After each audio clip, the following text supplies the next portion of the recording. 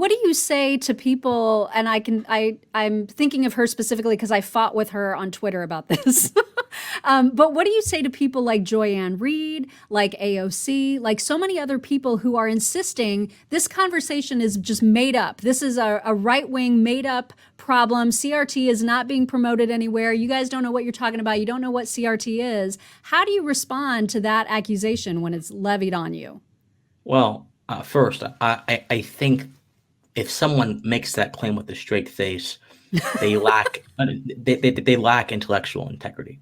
And I don't have to say very much about Joy Reid, but anyway, that's a different conversation. So I say a few things. Number one, the NEA, the largest teachers union in this country, their board of directors just passed a resolution, several actually, which mentioned critical race theory by name and mention they want to defend critical race theory by name. Now, admittedly, the president of the NAA has been very wishy-washy. Well, we don't teach critical race theory, whereas her entire organization just endorsed it.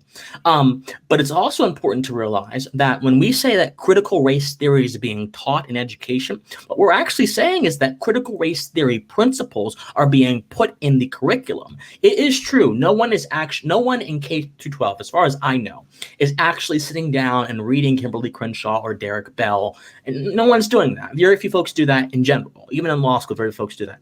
But what is happening is that the principles that those people have laid down throughout their works, all these ideas of oppression, institutional and sort of oppression, those are being infused in the curriculum vis-a-vis the 1619 Project, and those are having an impact. So that's when we say critical race, that's what we're actually talking about. It's sort of a proxy for sort of indirect infusing of certain principles into the curriculum.